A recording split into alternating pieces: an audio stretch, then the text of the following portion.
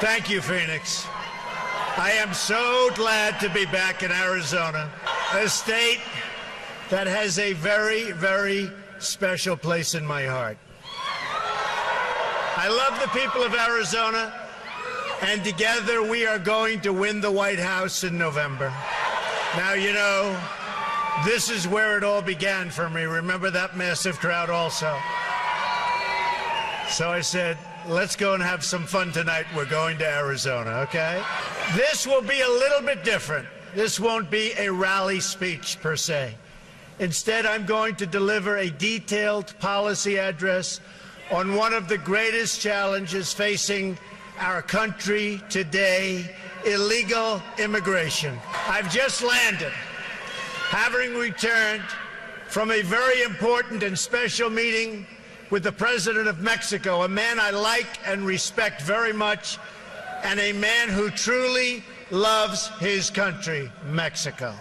And by the way, just like I am a man who loves my country, the United States, we agreed on the importance of ending the illegal flow of drugs, cash, guns, and people across our border, and to put the cartels out of business.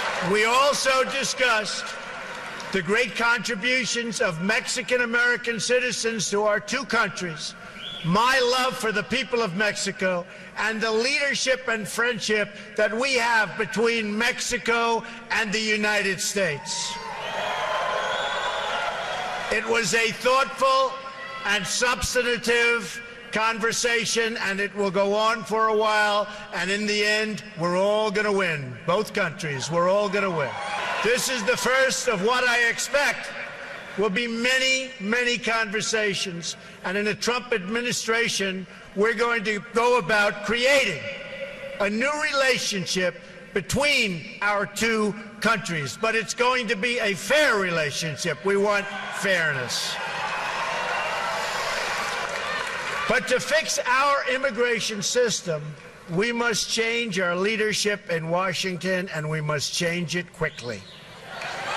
Sadly, there is no other way. The truth is, our immigration system is worse than anybody ever realized. But the facts aren't known because the media won't report on them, the politicians won't talk about them, and the special interests spend a lot of money trying to cover them up because they are making an absolute fortune. That's the way it is. Today, on a very complicated and very difficult subject, you will get the truth. The fundamental problem with the immigration system in our country is that it serves the needs of wealthy donors, political activists, and powerful politicians. It's all you can do. Thank you. Thank you. Let me tell you who it does not serve. It does not serve you, the American people. Doesn't serve you. When politicians talk about immigration reform, they usually mean the following: amnesty, open borders, lower wages. Immigration reform should mean something else entirely. It should mean improvements to our laws and policies to make life better for American citizens. But if we're going to make our immigration system work, then we have to be prepared to talk honestly and without fear about these important and very sensitive issues. For instance, we have to listen to the concerns that working people, our forgotten working people, have over the record pace of immigration and its impact on their jobs, wages, housing, schools, tax bills, and general living conditions. These are valid concerns expressed by decent and patriotic citizens from all backgrounds, all over. We also have to be honest about the fact that not everyone who seeks to join our country will be able to successfully assimilate. Sometimes it's just not going to work out. It's our right as a sovereign nation to choose immigrants that we think are the likeliest to thrive and flourish and love us. Then there is the issue of security. Countless innocent American lives have been stolen because our politicians have failed in their duty to secure our borders and enforce our laws like they have to be enforced. I have met with many of the great parents who lost their children to sanctuary cities and open borders. So many people, so many people, so sad. They will be joining me on the stage in a little while, and I look forward to introducing. These are amazing, amazing people. Countless Americans who have died in recent years would be alive today if not for the open border policies of this administration and the administration that causes this horrible, horrible thought process. It's called Hillary Clinton.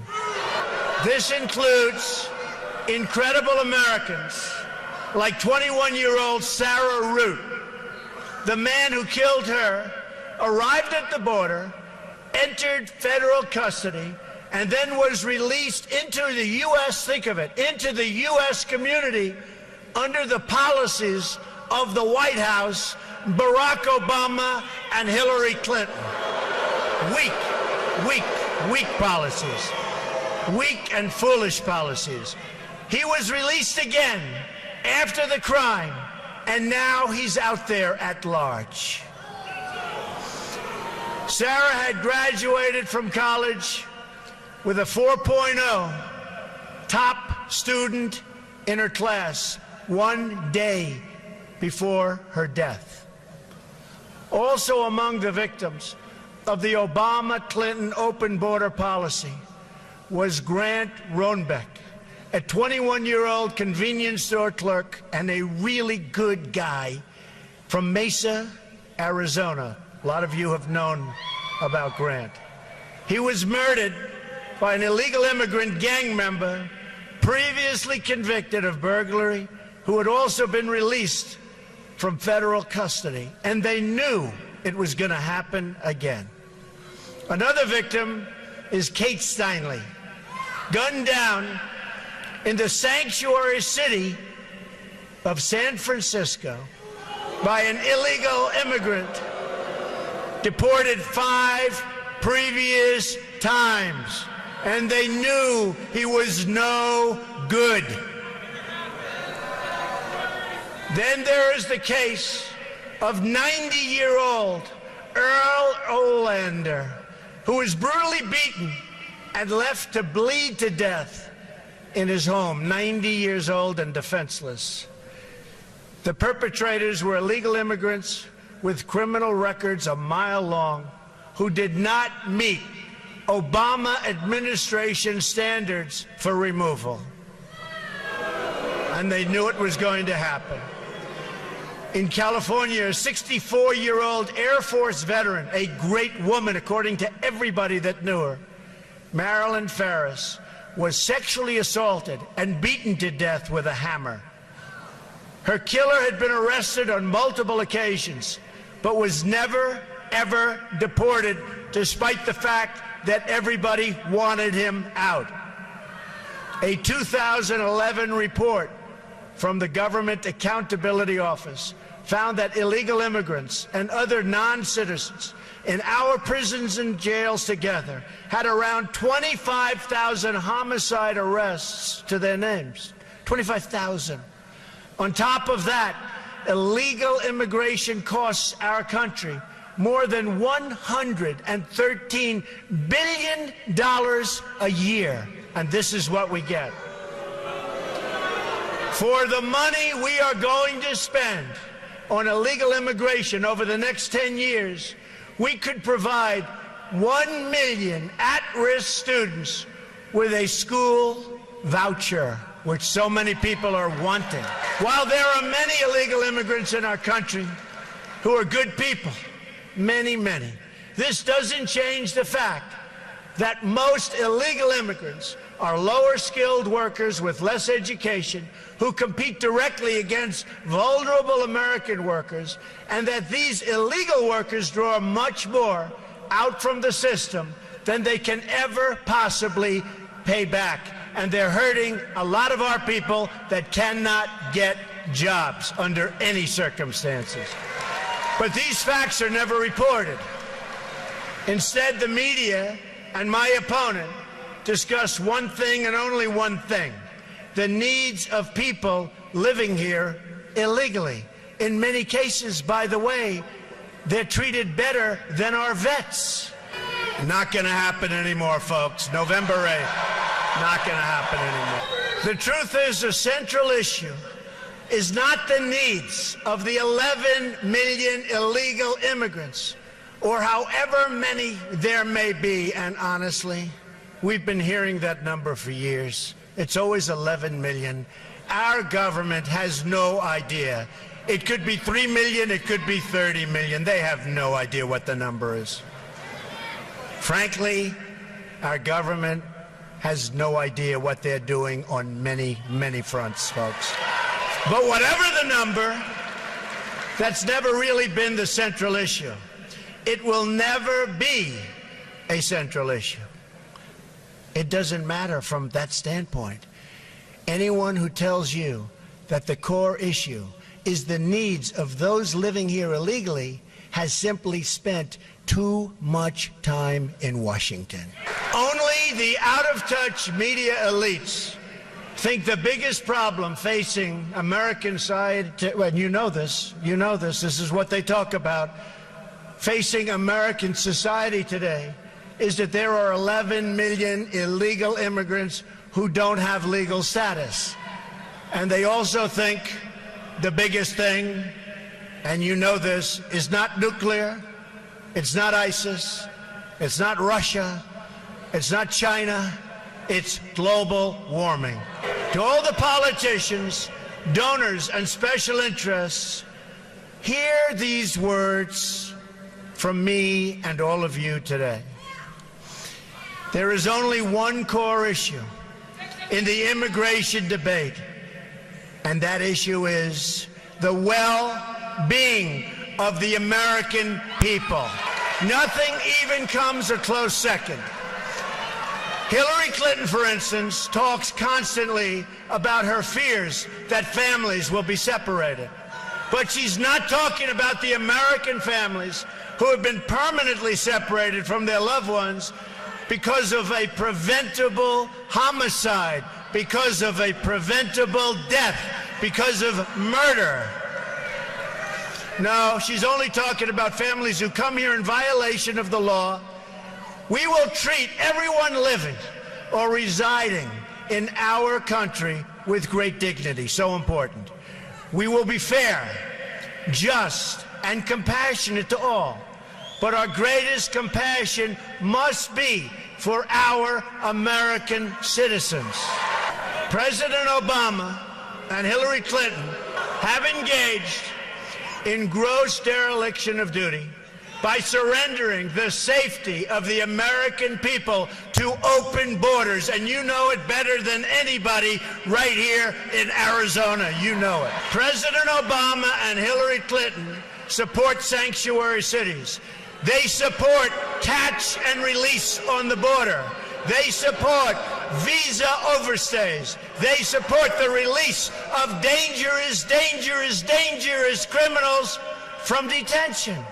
And they support unconstitutional executive amnesty. Hillary Clinton has pledged amnesty in her first 100 days. And her plan will provide Obamacare, Social Security, and Medicare for illegal immigrants, breaking the federal budget. On top of that, she promises uncontrolled, low-skilled immigration that continues to reduce jobs and wages for American workers, and especially for African American and Hispanic workers within our country, our citizens. Most incredibly, because to me this is unbelievable, we have no idea who these people are, where they come from. I always say, Trojan horse, watch what's going to happen, folks. It's not going to be pretty. This includes her plan to bring in 620,000 new refugees from Syria and that region over a short period of time. And even yesterday, when you were watching the news, you saw thousands and thousands of people coming in from Syria. What is wrong with our politicians, our leaders, if we can call them that? What the hell are we doing? Hard to believe, hard to believe.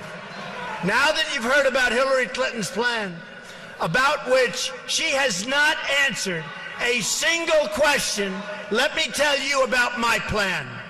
And you notice, all the time, for weeks and weeks, they're debating my plan, debating it, talking about it. What about this? What about that?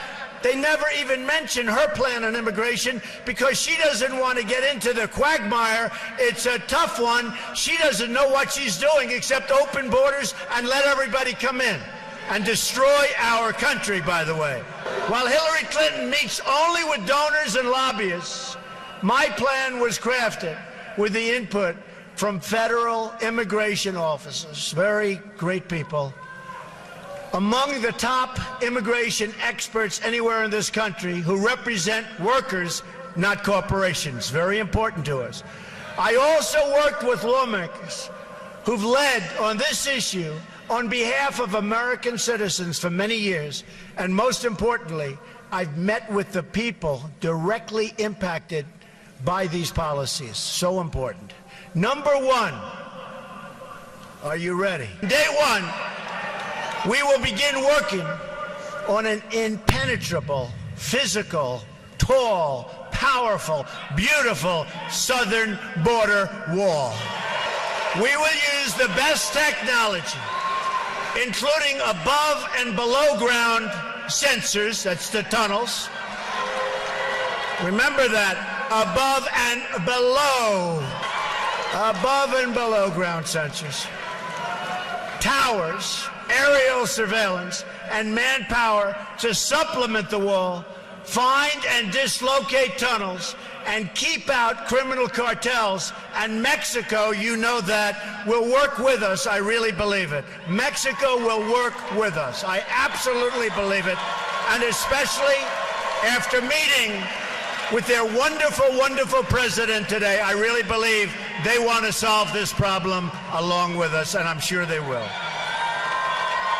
Number two, we are going to end catch and release. We catch them? Oh, go ahead. We catch them? Go ahead. Under my administration, anyone who illegally crosses the border will be detained until they are removed out of our country and back to the country from which they came. And they'll be brought great distances. We're not dropping them right across. They learned that. President Eisenhower, they'd drop them across, right across, and they'd come back and across. Then when they flew them to a long distance, all of a sudden that was the end. We will take them great distances, but we will take them to the country where they came from, okay? Number three, this is the one I think it's so great. It's hard to believe people don't even talk about it. Zero tolerance for criminal aliens. Zero. They don't come in here. They don't come in here. According to federal data, there are at least 2 million, think of it, criminal aliens now inside of our country. 2 million people, criminal aliens.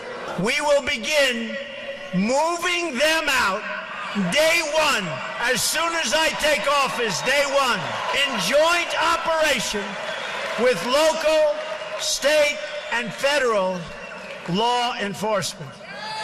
Now, just so you understand, the police, who we all respect. Say hello to the police. Boy, they don't get the credit they deserve, I can tell you. They're great people. But the police and law enforcement, they know who these people are. They live with these people. They get mocked by these people. They can't do anything about these people, and they want to. They know who these people are. Day one, my first hour in office, those people are gone. And you can call it deported if you want. The press doesn't like that term. You can call it whatever the hell you want. They're gone. Beyond the 2 million.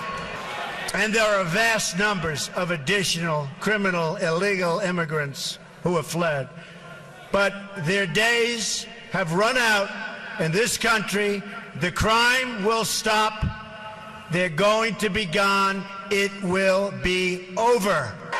They're going out fast. Moving forward, we will issue detainers for illegal immigrants who are arrested for any crime whatsoever, and they will be placed into immediate removal proceedings if we even have to do that. We will terminate the Obama administration's deadly, and it is deadly, non-enforcement policies that allow thousands of criminal aliens to freely roam our streets, walk around, do whatever they want to do, crime all over the place. That's over. That's over, folks.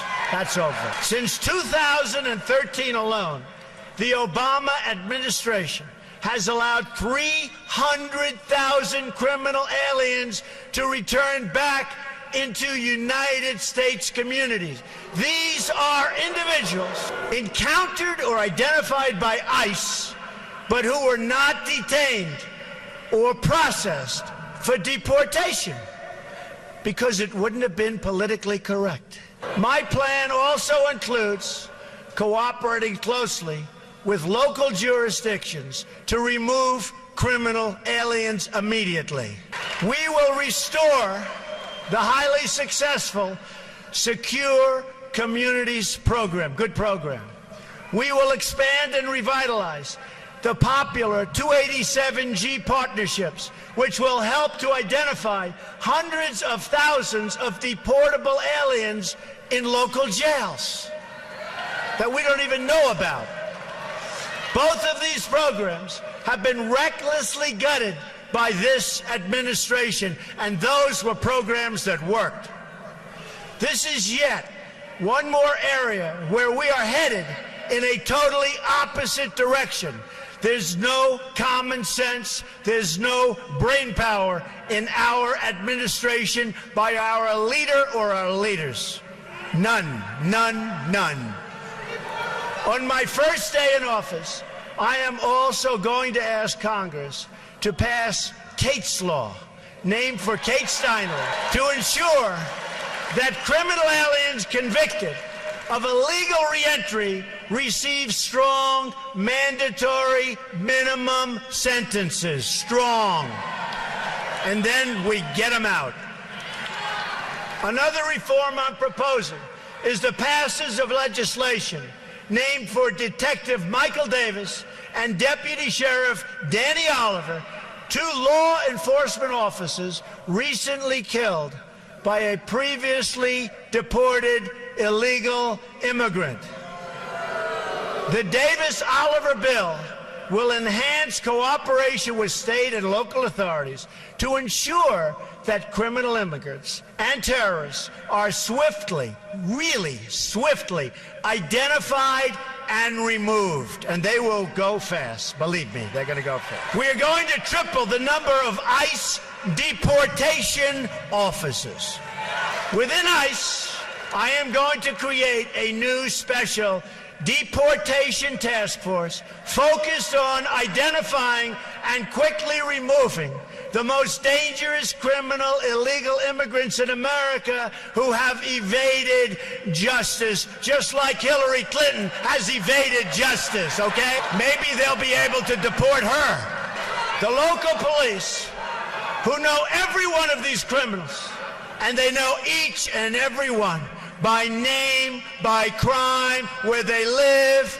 They will work so fast, and our local police will be so happy that they don't have to be abused by these thugs anymore. There's no great mystery to it. They've put up with it for years. And now, finally, we will turn the tables, and law enforcement and our police will be allowed to clear up this dangerous and threatening mess. We're also going to hire 5,000 more Border Patrol agents who gave me their endorsement. 16,500 gave me their endorsement. And put more of them on the border instead of behind desks, which is good. We will expand the number of Border Patrol stations significantly. I've had a chance to spend time with these incredible law enforcement officers, and I want to take a moment to thank them. What they do is incredible. And getting their endorsement means so much to me. More to me, really, than I can say. Means so much. First time they've ever endorsed a presidential candidate. Number 4, block funding for sanctuary cities. We blocked the funding. No more funding. We will end the sanctuary cities that have resulted in so many needless deaths. Cities that refuse to cooperate with federal authorities will not receive taxpayer dollars, and we will work with Congress to pass legislation to protect those jurisdictions that do assist federal authorities. Number 5, cancel unconstitutional executive orders and enforce all immigration laws. We will immediately terminate President Obama's 2 illegal executive amnesties in which he defied federal law and the Constitution to give amnesty to approximately 5 million illegal immigrants. 5 million. And how about all of the millions that are waiting online, going through the process legally? So unfair. Hillary Clinton has pledged to keep both of these illegal amnesty programs, including the 2014 amnesty, which has been blocked by the United States Supreme Court. Great. Clinton has also pledged to add a 3rd executive amnesty. And by the way, folks, she will be a disaster for our country, a disaster in so many other ways. And don't forget the Supreme Court of the United States. Don't forget that when you go to vote on November 8th. And don't forget your Second Amendment. And don't forget the repeal and replacement of Obamacare. And don't forget building up our depleted military. And don't forget taking care of our vets. Don't forget our vets. They have been forgotten. Clinton's plan would trigger a constitutional crisis unlike almost anything we have ever seen before. In effect, she would be abolishing the lawmaking powers of Congress in order to write her own laws from the Oval Office. And you see what bad judgment she has. She has seriously bad judgment. Can you imagine? In a Trump administration, all immigration laws will be enforced. As with any law enforcement activity, we will set priorities. But unlike this administration, no one will be immune or exempt from enforcement. And ICE and Border Patrol officers will be allowed to do their jobs the way their jobs are supposed to be done. Anyone who has entered the United States illegally is subject to deportation. That is what it means to have laws and to have a country. Otherwise, we don't have a country. Our enforcement priorities will include removing criminals, gang members, security threats, visa overstays, public charges, that is, those relying on public welfare or straining the safety net, along with millions of recent illegal arrivals and overstays who've come here under this current corrupt administration. Number 6, we are going to suspend the issuance of visas to any place where adequate screening cannot occur. According to data provided by the Senate Subcommittee on Immigration and the National Interest, between 9/11 and the end of 2014, at least 380 foreign-born individuals were convicted in terror cases inside the United States. And even right now, the largest number of people are under investigation for exactly this that we've ever had in the history of our country. Our country is a mess. We don't even know what to look for anymore, folks. Our country has to straighten out, and we have to straighten out fast. The number is likely higher, but the administration refuses to provide this information even to Congress. As soon as I enter office, I am going to ask the Department of State, which has been brutalized by Hillary Clinton, brutalized, Homeland Security, and the Department of Justice to begin a comprehensive review of these cases in order to develop a list of regions and countries from which immigration must be suspended until proven and effective vetting mechanisms can be put in place. I call it extreme vetting, right? Extreme vetting. I want extreme. It's going to be so tough. And if somebody comes in, that's fine, but they're going to be good. It's extreme. And if people don't like it, we got to have a country, folks. Got to have a country. Countries from which immigration will be suspended would include places like Syria and Libya.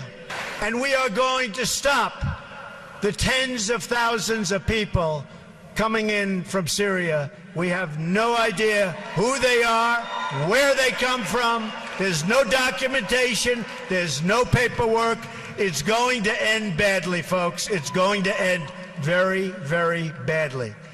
For the price of resettling one refugee in the United States, 12 could be resettled in a safe zone in their home region, which I agree with 100%. We have to build safe zones, and we'll get the money from the Gulf states. We don't want to put up the money. We owe almost $20 trillion. Double since Obama took office, our national debt. But we will get the money from Gulf states and others. We'll supervise it. We'll build safe zones, which is something that I think all of us want to see. Another reform involves new screening tests for all applicants that include, and this is so important, especially if you get the right people, and we will get the right people, an ideological certification to make sure that those we are admitting to our country share our values and love our people. Thank you. We're very proud of our country, aren't we? Really? With all it's going through, we're very proud of our country. For instance, in the last 5 years, we've admitted nearly 100,000 immigrants from Iraq and Afghanistan. In these two countries, according to Pew Research, a majority of residents say that the barbaric practice of honor killings against women are often or sometimes justified. That's what they say. That's what they say. They're justified, right? And we're admitting them to our country. Applicants will be asked for their views about honor killings, about respect for women and gays and minorities, attitudes on radical Islam, which our president refuses to say, and many other topics as part of this vetting procedure. And if we have the right people doing it, believe me, very, very few will slip through the cracks. Hopefully none. Number 7, we will ensure that other countries take their people back when we order them deported. There are at least 23 countries that refuse to take their people back after they've been ordered to leave the United States, including large numbers of violent criminals. They won't take them back, so we say, okay, we'll keep them. Not going to happen with me, folks. Not going to happen with me. Due to a Supreme Court decision, if these violent offenders cannot be sent home, our law enforcement officers have to release them into your communities. And by the way, the results are horrific. Horrific. There are often terrible consequences, such as Casey Chadwick's tragic death in Connecticut just last year. Yet, despite the existence of a law that commands the Secretary of State to stop issuing visas to these countries, Secretary Hillary Clinton ignored this law and refused to use this powerful tool to bring nations into compliance, and they would comply if we would act properly. In other words, if we had leaders that knew what they were doing, which we don't. The result of her misconduct was the release of thousands and thousands of dangerous criminal aliens who should have been sent home to their countries. Instead, we have them all over the place. Probably a couple in this room, as a matter of fact. But I hope not. According to a report from the Boston Globe, from the year 2008 through 2014, nearly 13,000 criminal aliens were released back into U.S. communities because their home countries would not, under any circumstances, take them back. Hard to believe. With the power we have, hard to believe. We're like the big bully that keeps getting beat up. Do you ever see that? The big bully that keeps getting beat up. These 13,000 releases occurred on Hillary Clinton's watch. She had the power and the duty to stop it cold, and she decided she would not do it. And Arizona knows better than most exactly what I'm talking about. Those released include individuals convicted of killings, sexual assaults, and some of the most heinous crimes imaginable. The Boston Globe writes that a Globe review of 323 criminals released in New England from 2008 to 2012 found that as many as 30% committed new offenses, including rape, attempted murder, and child molestation. We take them. We take them. Number 8, we will finally complete the biometric entry-exit visa tracking system, which we need desperately. For years, Congress has required biometric entry-exit visa tracking systems, but it has never been completed. The politicians are all talk, no action, never happens, never happens. Hillary Clinton, all talk. Unfortunately, when there is action, it's always the wrong decision. Do you ever notice? In my administration, we will ensure that this system is in place. And I will tell you, it will be on land, it will be on sea, it will be in air. We will have a proper tracking system. Approximately half of new illegal immigrants came on temporary visas and then never, ever left. Why should they? Nobody's telling them to leave. Stay as long as you want. We'll take care of you.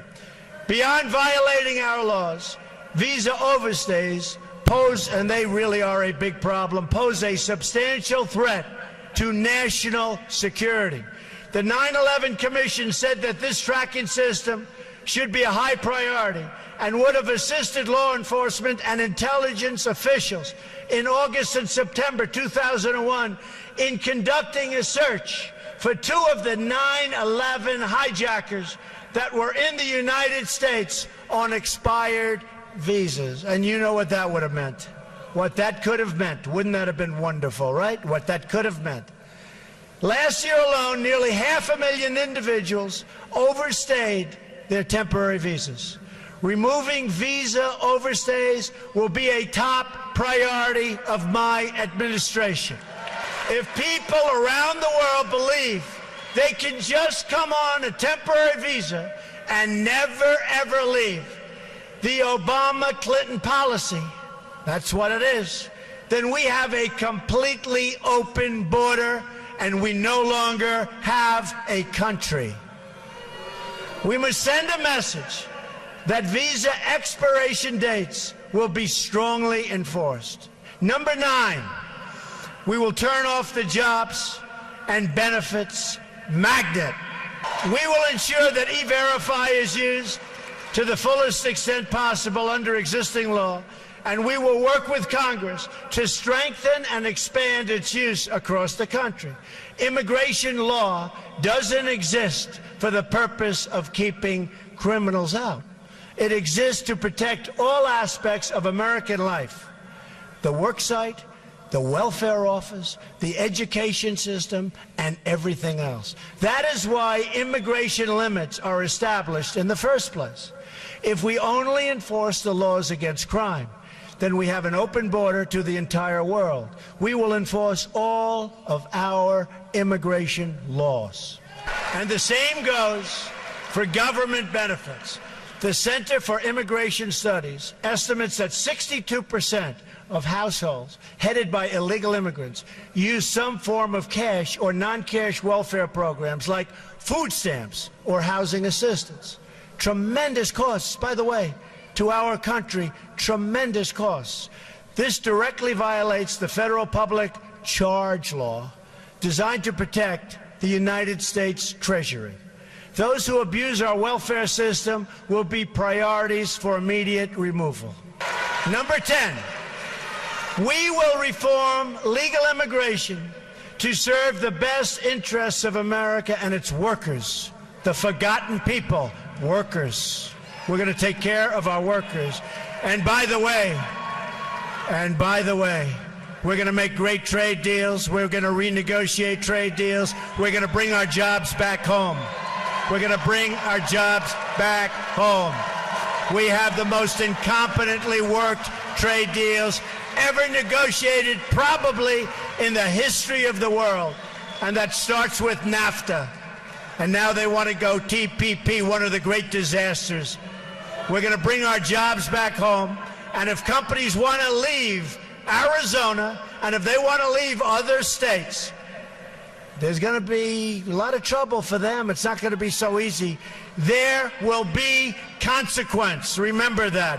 There will be consequence. They're not going to be leaving, go to another country, make the product, sell it into the United States, and all we end up with is no taxes and total unemployment. It's not going to happen. There will be consequences. We've admitted 59 million immigrants to the United States between 1965 and 2015. Many of these arrivals have greatly enriched our country, so true. But we now have an obligation to them and to their children to control future immigration, as we have following, if you think, previous immigration waves. We've had some big waves, and tremendously positive things have happened, incredible things have happened. To ensure assimilation, we want to ensure that it works. Assimilation, an important word. Integration and upward mobility. Within just a few years, immigration as a share of national population is set to break all historical records.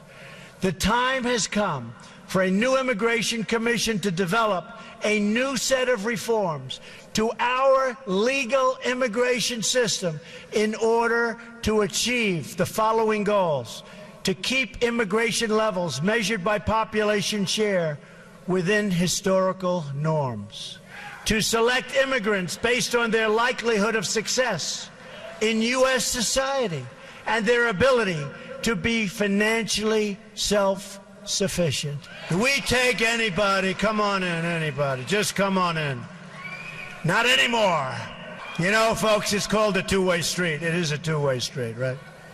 We need a system that serves our needs, not the needs of others. Remember, under a Trump administration, it's called America First. Remember that. to choose immigrants based on merit, skill, and proficiency. Doesn't that sound nice? And to establish new immigration controls, to boost wages, and to ensure that open jobs are offered to American workers first, and that in particular African American and Latino workers who are being shut out in this process so unfairly. And Hillary Clinton is going to do nothing for the African American worker, the Latino worker. She's going to do nothing. Give me your vote, she says, on November 8th, and then she'll say, so long, see you in 4 years. That's what it is. She is going to do nothing. And just look at the past. She's done nothing. She's been there for 35 years. She's done nothing. And I say, what do you have to lose? Choose me. Watch how good we're going to do together. Watch. We want people to come into our country, but they have to come into our country legally and properly vetted and in a manner that serves the national interest. We've been living under outdated immigration rules from decades ago. They're decades and decades old.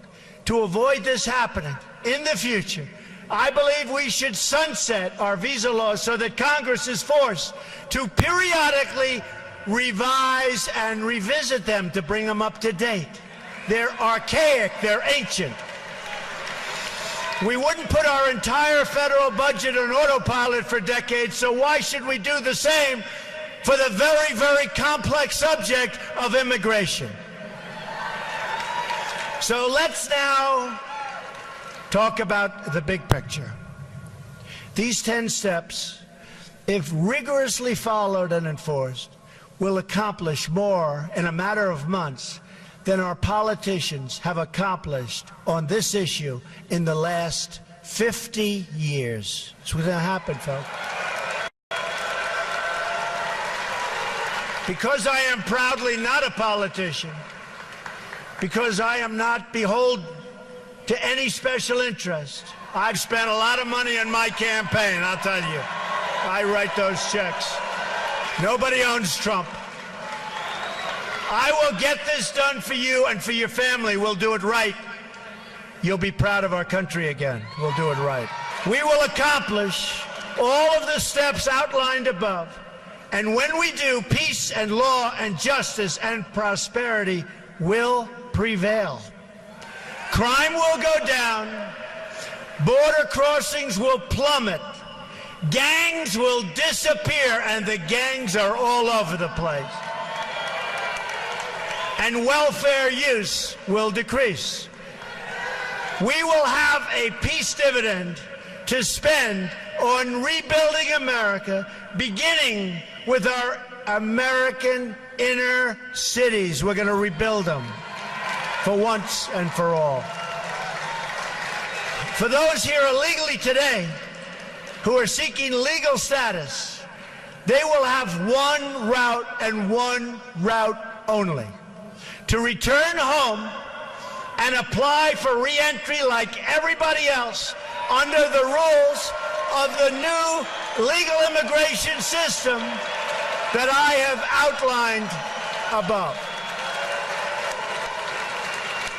Those who have left to seek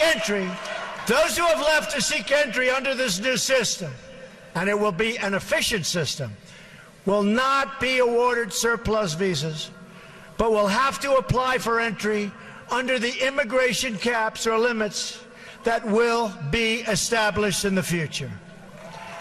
We will break the cycle of amnesty and illegal immigration. We will break the cycle. There will be no amnesty.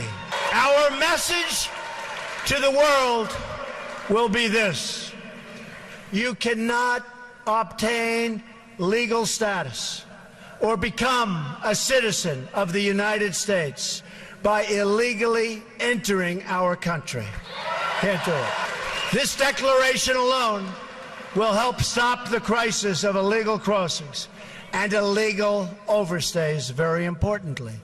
People will know that you can't just smuggle in, hunker down, and wait to be legalized. Not going to work that way. Those days are over. Importantly, in several years, when we have accomplished all of our enforcement and deportation goals and truly ended illegal immigration for good, including the construction of a great wall which we will have built in record time and at a reasonable cost, which you never hear from the government, and the establishment of our new lawful immigration system, then and only then will we be in a position to consider the appropriate disposition of those individuals who remain. That discussion can take place only in an atmosphere in which illegal immigration is a memory of the past, no longer with us, allowing us to weigh the different options available based on the new circumstances at the time. Right now, however, we are in the middle of a jobs crisis, a border crisis, and a terrorism crisis like never before. All energies of the federal government and the legislative process must now be focused on immigration security. That is the only conversation we should be having at this time. Immigration security, cut it off. Whether it's dangerous materials being smuggled across the border, terrorists entering on visas, or Americans losing their jobs to foreign workers, these are the problems we must now focus on fixing. And the media needs to begin demanding to hear Hillary Clinton's answer on how her policies will affect Americans and their security. These are matters of life and death for our country and its people, and we deserve answers from Hillary Clinton. And you notice she doesn't answer. She didn't go to Louisiana. She didn't go to Mexico. She was invited. She doesn't have the strength or the stamina to make America great again, believe me. What we do know, despite the lack of media curiosity, is that Hillary Clinton promises a radical amnesty combined with a radical reduction in immigration enforcement. Just ask the Border Patrol about Hillary Clinton. You won't like what you're hearing. The result will be millions more illegal immigrants, thousands of more violent, horrible crimes, and total chaos and lawlessness. That's what's going to happen as sure as you're standing there. This election, and I believe this, is our last chance to secure the border, stop illegal immigration, and reform our laws to make your life better. I really believe this is it. This is our last time. November 8th. November 8th. You got to get out and vote on November 8th. It's our last chance. It's our last chance. And that includes Supreme Court justices and Second Amendment. Remember that. So I want to remind everyone what we're fighting for and who we are fighting for. I am going to ask, these are really special people that I've gotten to know. I'm going to ask all of the angel moms to come join me on the stage right now. That's tough stuff, I will tell you. That is tough stuff. Incredible people. So now is the time for these voices to be heard. Now is the time for the media to begin asking questions on their behalf. Now is the time for all of us as one country, Democrat, Republican, liberal, conservative, to band together to deliver justice and safety and security for all Americans. Let's fix this horrible, horrible problem. It can be fixed quickly. Let's secure our border. Let's stop the drugs and the crime from pouring into our country. Let's protect our Social Security and Medicare. Let's get unemployed Americans off the welfare and back to work in their own country. This has been an incredible evening. We're going to remember this evening. November 8th, we have to get everybody. This is such an important state. November 8th, we have to get everybody to go out and vote. We're going to bring... Thank you. Thank you. We're going to take our country back, folks. This is a movement. We're going to take our country back. This is an incredible movement. The world is talking about it. The world is talking about it. And by the way, if you haven't been looking at what's been happening at the polls over the last 3 or 4 days, I think you should start looking. Together, we can save American lives, American jobs, and American futures.